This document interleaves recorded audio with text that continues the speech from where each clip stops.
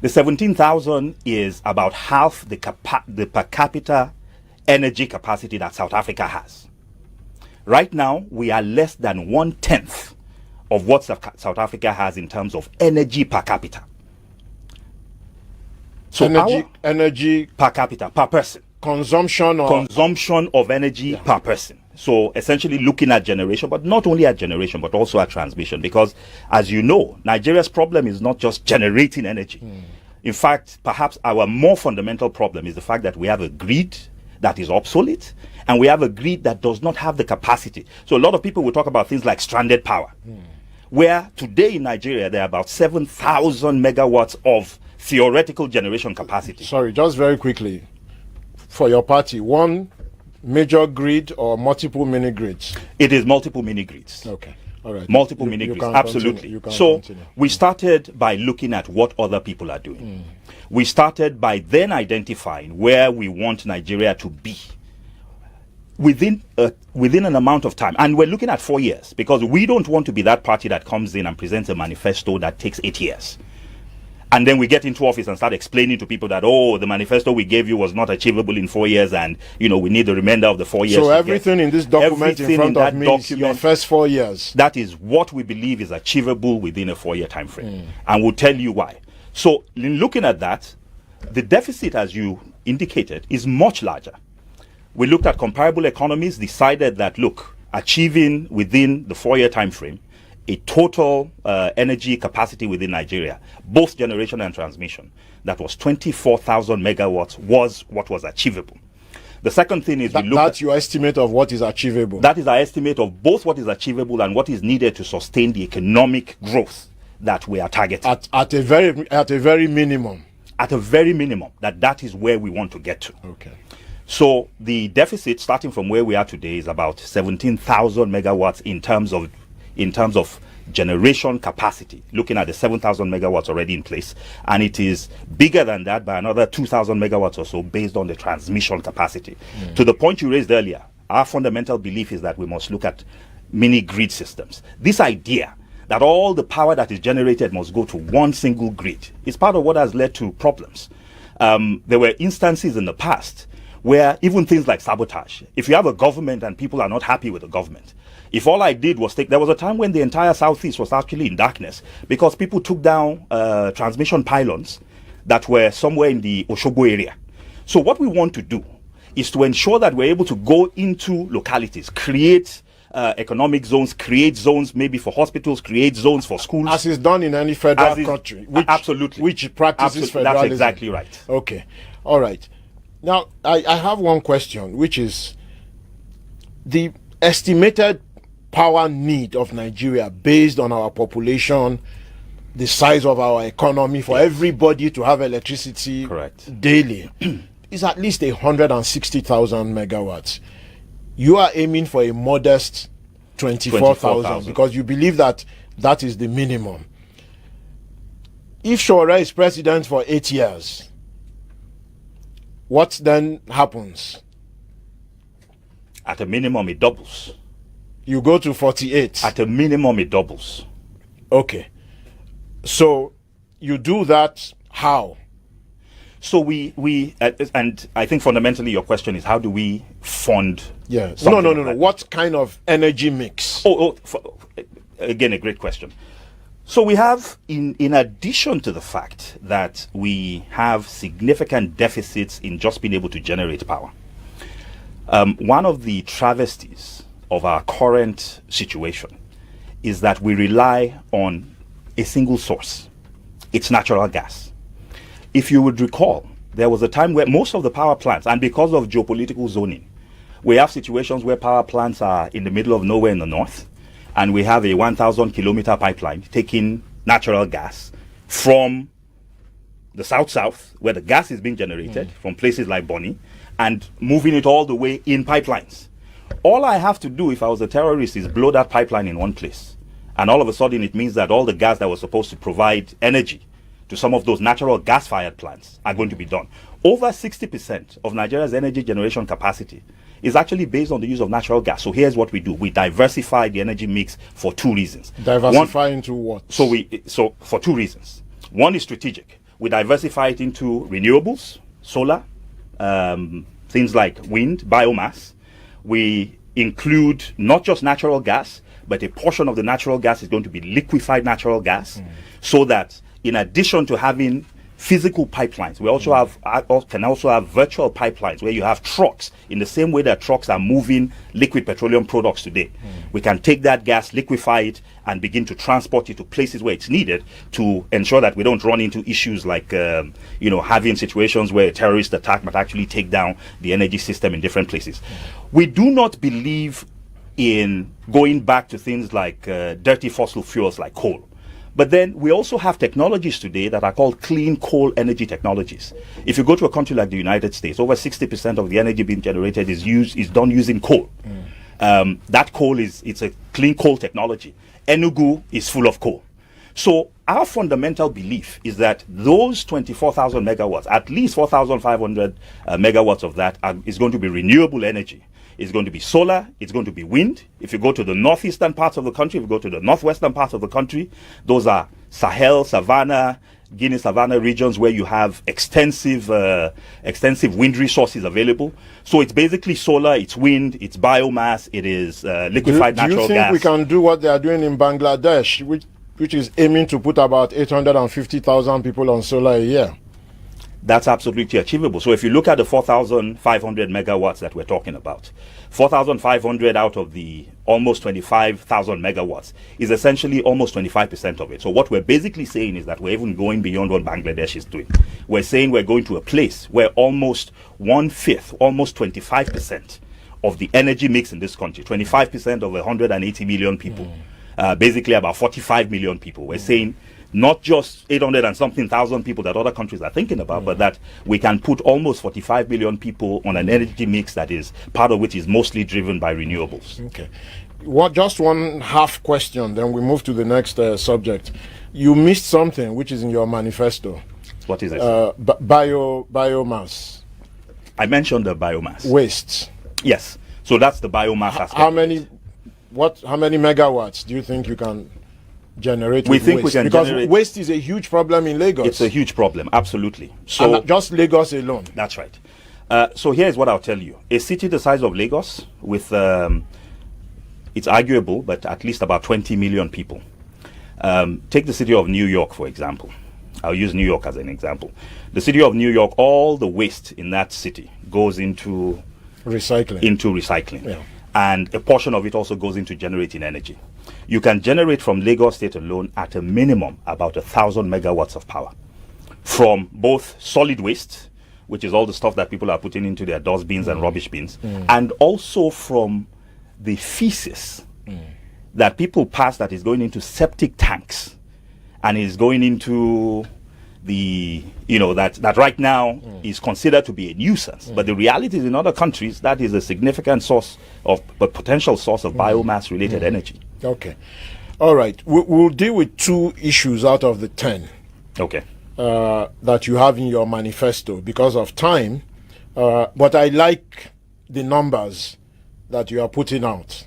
Okay, last week someone stood in your position and said he's not going to talk of numbers. And everybody knows what happened. Yeah. Okay. So, restructuring. Yes. A lot of people have tweeted in or called in saying restructuring is a big issue for them. Yes. So this is one of the more popular crowdsourced questions. Yes. Various angles to it. But first, let's ask, what's your party and Sowore's position on restructuring? So we recognize... And when you say, you tell us what you understand to be restructuring. Okay. Yeah. So our fundamental understanding of restructuring and the call for restructuring is actually a cry by Nigerians for good governance. What Nigerians are saying, we believe, when they talk about restructuring, is that what we've seen so far in the 58 years of the existence of this nation is that the type of governments we have run, for the most part, there was a time when government was of a nature where we truly did see some development. So if you go back to the 57 to the 63, 1957 to the 1963 time frame, We had a situation in this country where there was intense competition between the regions. The first TV station in Africa was in Ibadan. The WNTV. That's right. Within months or years, the Eastern region had opened up a TV station as well. Nsukka was set up. The Western region responded with Obafemi Awolowo University. In the Northern region, it was ABU. So the reality was, there was a time in this country when the nature of governance was at a regional level, at a level that seemed to work for Nigeria's people. Now, yes, we ran into trouble. Yes, there was a coup and a counter coup, and now we find ourselves where we are. So our fundamental belief is that the first thing is that the call for restructuring is a cry, a heartfelt cry from Nigerians that what we have had for most of the last 58 years is not working. Now, we also know that the over-centralization of government in Nigeria has led to a situation where if you are not close to the government in power, then the local levels that you come from will suffer.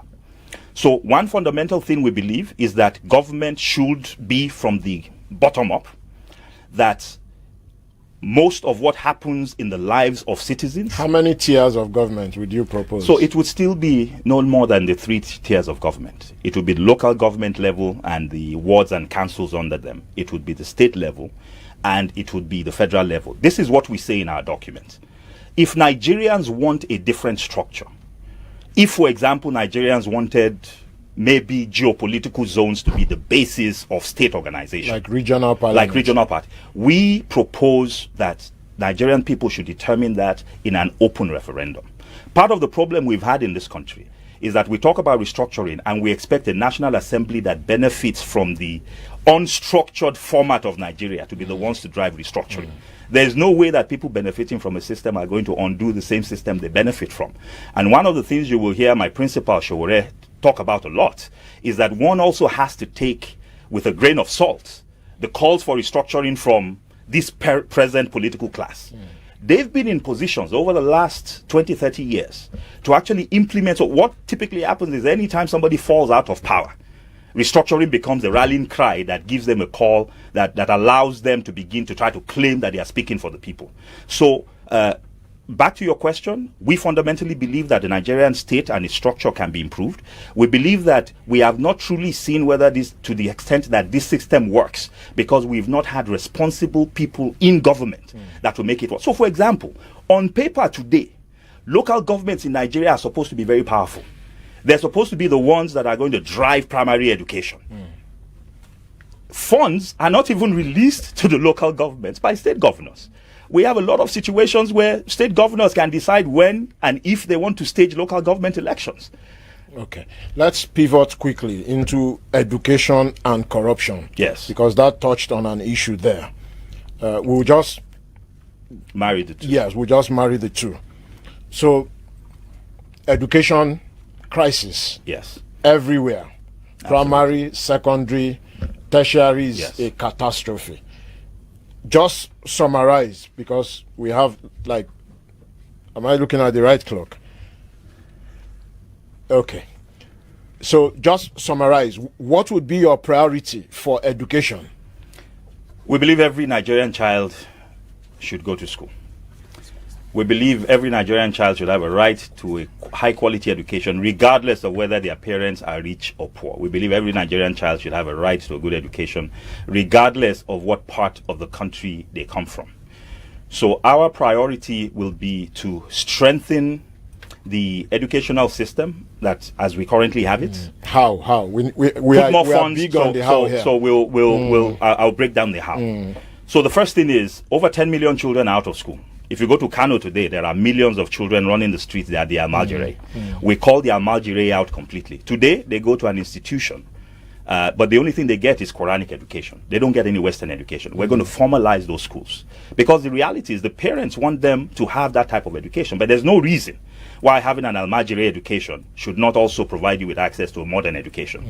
So for those 10 million kids out of school, because they are under the Almajiri system, they're going to be formalized. It's more than 10 million, actually. Now, for the others, For the other cadres, so for the primary schools, for the secondary schools, for the universities, we are going to increase the funding that goes to education. Today, the educational budget for Nigeria is 7% of the total budget, about 650 billion naira, for almost what a lot of people estimate to be at least about 70 million students across 60% of this country. What does your party think the budget should be? So our party, we subscribe to the notion that for a developing nation like Nigeria, in order to truly fund education the way it needs to be funded, that at least about, in the beginning phases, 20 to 25% of your budget should be dedicated to education.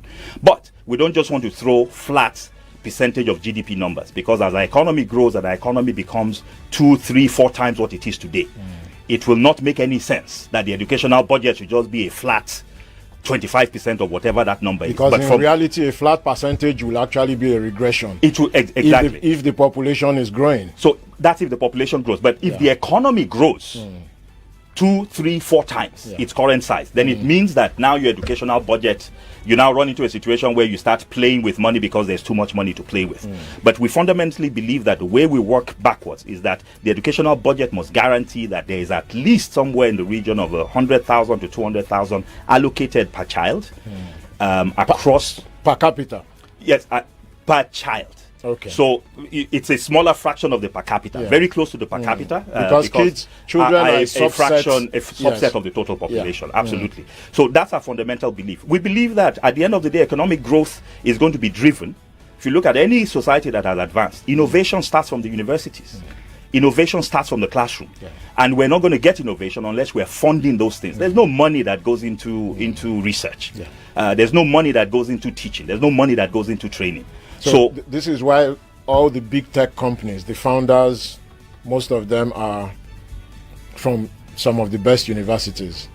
That's true. Whether they even dropped out or not. But that's a very important point. In our manifesto, we indicate that one of the first things we're going to do is employ 200,000 teachers, first of all, across the country, mostly to shore up what's going on at the primary. How did you reach that figure?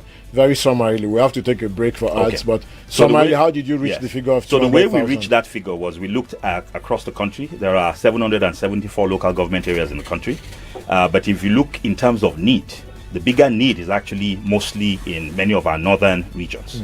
So when we averaged it out, the idea is that if you look across all the different local government areas, we wanted to make sure there were at least 200 new teachers in every local government area. So working from 200 teachers minimum in every local government area, you have 774 local government areas in the country. That puts you in the region of about 160,000 teachers. We then identified that there were certain parts of the country where the deficit was even bigger. I just spoke with you about the Almajere situation in the north, and we decided that they would need more teachers. So that extra balance of the 40,000 comes from trying to make sure that we shore up that deficit in those areas. Okay. All right. Thank you so much. We'll take a short break for ads. When we come back, we'll talk about corruption. Yes. Which means we would have covered 4 pillars in your manifesto, which are also 4 important issues that the audience have said they want to talk about. The only issue not in your manifesto, which audience wants to talk about, is security vote. So we'll come to corruption, then security votes, and then we'll take it from there if we have more time. All right. Thank you, sir.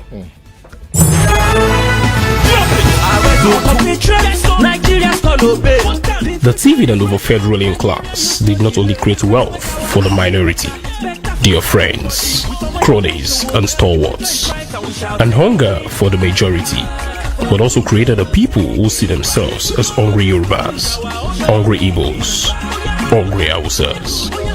The scenes have succeeded in creating hungry pastors and hungry imams. All this in the bid to crush the resistance by the hungry people.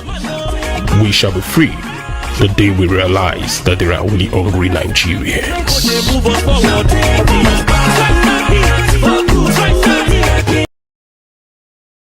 Take it back, oh, Sowore. Oh, yeah, take it back for Nigeria, Sowore. Sowore, Sowore. Sowore, Sowore. Oh, yeah, come and take it back.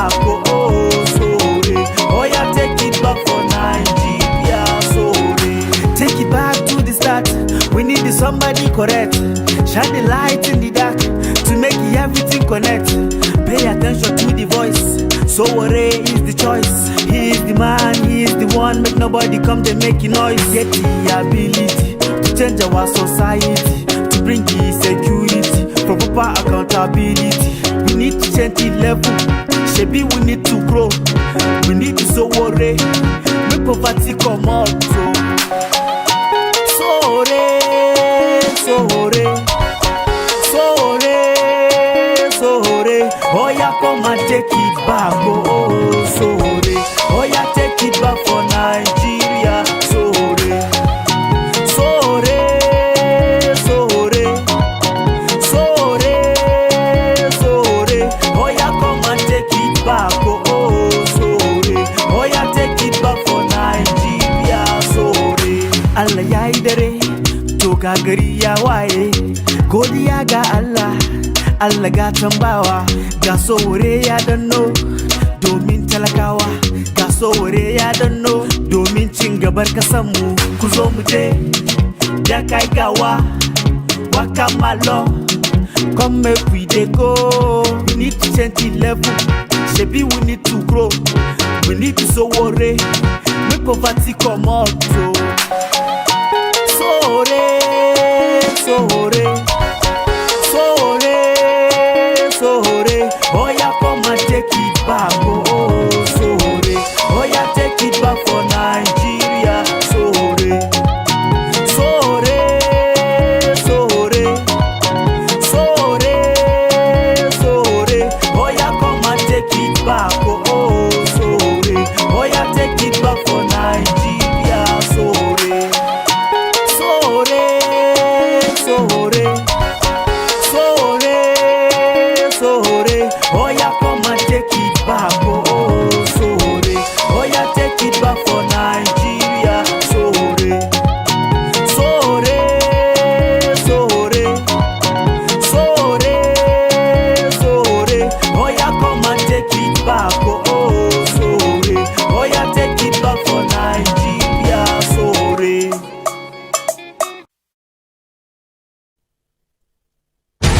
Welcome back. Number one talk, news, and sports station.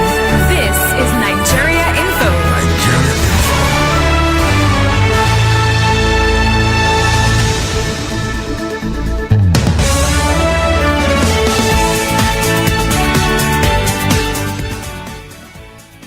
All right, welcome back to Countdown 2019 on 99.3 Nigeria Info, and we're having discussions with the representative of Omoyele Sowore, who is the candidate of the African Action Congress. Director General of the Omoyele Sowore campaign organization, Dr. Malcolm Fabiyi, has been discussing here with Rotimi Sankore, taking questions from his party's manifesto. Remember, you can join the conversation not just by listening, but also going on Facebook to watch. This interview being streamed live on Nigeria Info 99.3 Lagos. You see the homepage there and the video streaming there. So we can go ahead. Okay. Welcome back, Malcolm. Thank you. All right. So, corruption. Yes. You mentioned earlier that the state governors mostly collect their allocation. Correct. And the local government portion does not get to them. Is that corruption? That is corruption. Our definition of corruption, stealing is corruption for us. Corruption for us simply means that things are not happening the way that they ought to. That people are using their position to obtain favors or to refuse rights. So if a university lecturer is using his position to solicit for sexual favors, that is corruption. If a policeman At a personal level, but which nevertheless is still impacts the system. Yeah. If a policeman abuses his authority, if a customs person abuses authority at the borders, if an immigration agent at the airport abuses authority, if you go to get your vehicle license and you are told to do things that are beyond what is required by the law, that is corruption. If a politician refuses to take monies that are meant for their constituents to develop things that are put into the budget, that's corruption. If a government official at any level gets an allocation from the government that is intended to be used for something and they divert those funds for something else, that is corruption. So for us, yes, a governor taking funds and refusing to pass those funds on to those layers of governance below him or her, that where those funds are required, we believe that's corruption. So how would your party fix it? I mean, beyond just telling us what your definition of corruption is, how would your party fix it in a systematic way? So there are a number of things that we believe needs to happen. The first one is the laws on the books need to be enforced.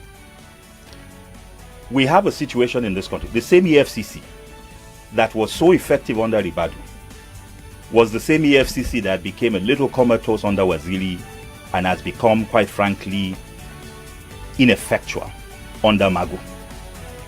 So we need to ask ourselves the question. It was the same set of laws that enabled Ribadu. The laws hadn't changed when Waziri took over. The laws are still the same now that Magu is there. So what is the difference? The difference we found, unfortunately, has been whether or not there has been the political will at the top from the presidency. Let's cut it up. Let's just call a spade a spade. We found that those institutions only function in an environment where there's a strong political will. And if there's one thing that Omoyele Sowore brings to the table and that our party brings to the table, it's the fact that we will be courageous in ensuring that the laws on the books in Nigeria are delivered and instituted and prosecuted to the letter. Okay, but that's recovering. That's How recovery. about prevention? Fantastic. Which is really the most important. So, this is how we propose to prevent. We will use technology to ensure that we can minimize. So I'll give you an example. If you go today to try to renew your license, it is more than likely that you'll be going there with cash. You'll be taking cash to the place, you'll be paying in cash over the counter. Somebody is going to be holding tens of thousands, sometimes even millions of naira in cash. If you're going to make lots of payments in government today, it's all cash driven. But we are in a society that is essentially a cashless society. 10, 15 years ago, Nigerians would have wads of cash in their pockets. Today, all I need is my ATM card. So if we, for example, and this is a very simple, straightforward example, if we instituted a situation where government across all levels began to move towards a cashless society, where in order to make payments into government accounts, I don't need to do it by cash. I can do it by transfers, I can do it online. I don't even need to see someone, because sometimes it is those interactions, the person who is going to bring the file. If all these files were electronic, if all I had to do was use some specific number that identifies me as an individual, whether it's a BVN number, whether it's a PVC number, a number that is unique to the individual, that substitutes for what in other countries they would call a national identity number, or even if it's a national identity card number, something that allows you, just in the same way that you can log into your bank account and make transfers, to do that. So that's one way. Remove the temptation. Okay, but this is low level corruption. That's low level. The second one is now procurement. So let's take procurement, for example. Okay. If people are competing for government contracts, there's no reason why I need to see the contractor. In other societies, what would happen is you would put out an RFP, a request for bids. The request for bids is completely electronic. The government specifies in that request for bids what the job itself. There's a template. There's a template. And everyone has to meet the job, and these are the basic requirements. And then you submit. And then the criteria for evaluation is actually also, you can make it electronic. So that as people tick off, do you have this much experience? How many people are working in your organization? How many such projects have you done? You can start to narrow it down. And before you know what's going on, we can give government contracts without needing to see you, as long as you have met all the requirements. The other thing is this. Most of the companies that these people run, that they award contracts to, are companies that they own. We plan to take the entire Corporate Affairs Commission database, every single company in this country and all the directors of those companies, we're going to put them online. The other thing we're going to do is this. We're going to incentivize whistleblowing to a significant extent, so that if contracts get awarded to a company and it turns out that government officials, so first of all, by taking the Corporate Affairs Commission entire database to the internet, so that any Nigerian anywhere can pull up the CAC database. So in other words, if a company gets a contract, you see everybody. I can see everybody on the company. And if I know But that what if those people are proxies? they may be proxies, but here is where the whistleblowing again can then become important. So if they are proxies, I bet you that there's somebody who knows they're a proxy. It might be the clerical worker that went to fill the forms, who was given 1,000 naira to take a bike and go do the fax, but knows that these people are making millions. That clerical worker can go in, put in a whistleblowing tip and get about 1%, 2%, or even up to 5% of the proceeds. We believe that when those different things are put in place, procurement systems that ensure that there's fairness in the selection process, cashless systems that ensure that the temptation for dealing with cash and taking cash is taken away, incentivizing reporting. Those things we believe are going to be important. So this is if people are trying to play the system. Correct. Okay, so this takes us to one of the crowdsourced questions which does not align with anything in your manifesto, the security vote. Yes. What if people are not trying to play the system and just say, I'm going to set aside 20 billion naira as security vote, and that's the person's personal piggy bank? Okay. What then happens there? First, will you stop security votes as it is currently defined? Nobody knows what the governments are securing or how much is in every security vote. So will your party stop it? So here's what will your party stop security votes? I don't believe that is a question where we can say a simple yes or no, but here is what we can say. So here's the thing. Why can't you say yes? The state governors are supposed to be the security officers of their states.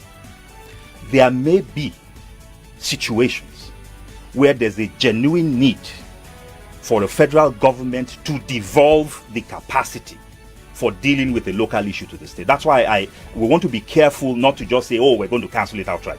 If we're talking about restructuring and we're talking about devolution, we should not only be talking about security votes. If those votes were... So I'm a little sensitive about the word votes because it denotes, there must be a crisis before you get a security vote.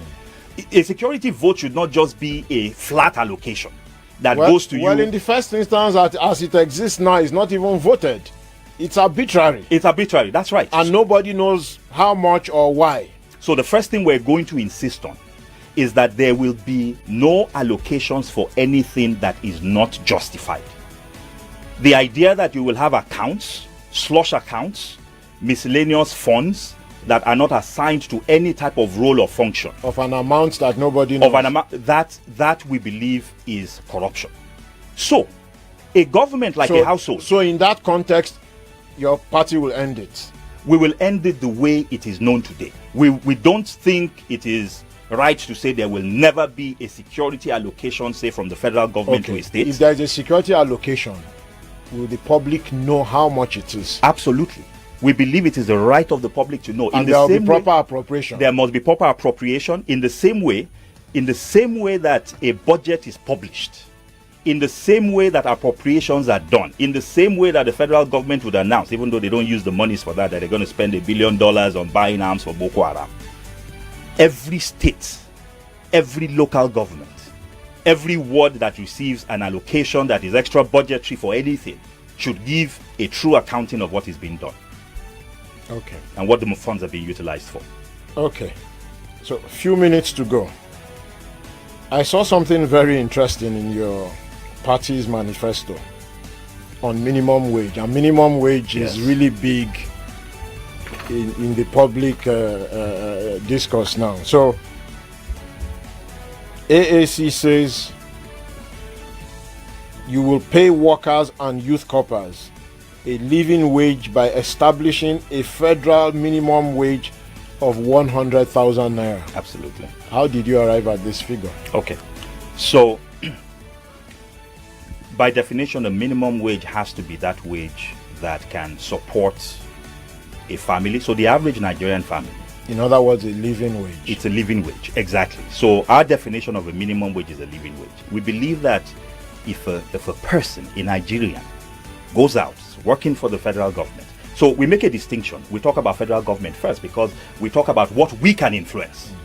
We can't force the states to do it. We can only, what we've said there is that any AAC state that we win, whatever we do at the federal level will also be passed on to the state level. So we only concentrate in this document on the federal level. There are 900,000 federal civil servants. Of those 900,000, about 700,000 of them are between grade levels 1 and grade level 11. The lowest level of grade level 11 earns 99,000. So there are about 670,000 federal civil servants that are below 100,000. Now, we define the Nigerian family as, on average, a man, his wife, and about 3 children. This wage that we're saying, so we've looked at what does it cost for housing? What does it cost for transportation? What does it cost for schooling? We're not even talking fancy schooling. We're talking a public school, those basic things for healthcare. Those basic things we believe cannot be met with less than 100,000. And in fact, for us, a living wage is part of our fight against corruption. It is hard to tell a clerk earning 20,000 naira per month to be looking at people that are stealing millions of naira, and then that person is the one moving their files around. Nobody can survive on 18,000 naira per month. Everybody knows that. Okay. How did you arrive at the figure of 100,000? So the 100,000, that's what I'm telling you. We looked at a family of 5, father, mother, 3 children. We said on average, if that person is paying rent, that rent is at least on a monthly basis about 20 to 30,000 naira. We've looked at feeding. For face me, I face you. For just on average. So remember, this is not just for the lowest cadres within the civil service. It's everybody within this bracket. That also includes people that are graduates that have worked for years. So what we've basically said is on average 20 to 30,000. There are people paying much less than that. There are also people paying much more than that. We've said, look, that family has to feed and survive. And if you look at what is going to take them to feed and survive, we've said it should be at least about 30 to 40,000 naira for them to feed and survive. So we've gone from about 20,000 for accommodation. We get to about 70,000 from including feeding. And then they must at least buy clothes.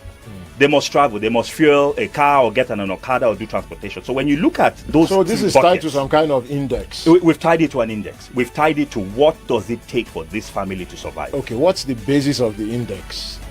Just summarize. So it's essentially what do things cost out there in the Nigerian marketplace. We used real-time prices. We did surveys across the whole country. In fact, I know we don't have time to get to it, but that's also the basis under which we got to the housing deficit in the country and our estimation of what we need to do in the housing sector. So we looked at the marketplace, we looked at the basket of commodities, we looked at the per capita income in the country, and we said, look, on average, a Nigerian family at a minimum should be getting, a Nigerian worker should be getting 100,000 naira per month. Okay. So if I would quickly add to that, South Africa just last week raised their minimum wage from 96,000 to 126,000. That's a 30% increase. In Naira terms. In Naira terms. And that is not just for federal workers. That is across the board. The same people telling us they don't even want to pay a 30,000 naira minimum wage. The same people who don't want to pay 30,000 naira are telling us that it's okay for a senator to walk home with 30 million naira per month. And then they tell us, oh, it's going to cost so much. We've calculated it. You see our manifesto there. Our manifesto tells us that in order to pay this almost 670,000 people, $100,000 100,000 naira per month, it's going to cost us $1.5 billion extra per year. Our budget is about 35 billion. Our economy is $500 billion. And people are telling us that by putting in a minimum wage, that only increases it by 1.5 billion. I will lead wish to we inflation. had more time. So we think that's a fact. Because I can see in your manifesto that you did some costing. Yes, we did. In terms of how much you need to pay for the things and where we will get the money from. Unfortunately, we don't have more time. Maybe people can ask you that on social media. What's your Twitter handle? Our Twitter handle is Sowore 2019 campaign. Mine is DG Take It Back. So my own personal Twitter handle is DG Take It Back. Okay. So if people ask you those, you can answer. I would be more than happy to do so. Okay. I just have one last question. So you said if any state that is run by AAC or rather, that states that are run by AAC will implement at the state level the same thing that we're national doing at policies. the federal level. Yes. Are you running candidates for governorship? Oh, we are. How many? We are. We have about 350 candidates across the board. We fundamentally believe that it's not just about changing the person at the top. You have a National Assembly to deal with. You have a Senate, you have a House of Representatives. At the state level, you have state houses of assembly, local government chairmen. Of those 350, how many are governorship candidates? We have about 10 of them. So it's a small number, but we're a young party.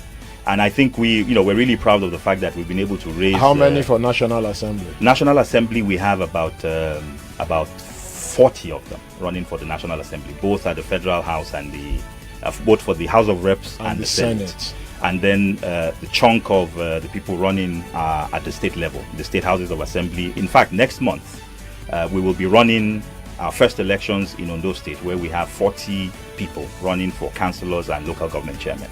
And do you think that number is enough to make a dent in the current system the way it is set up?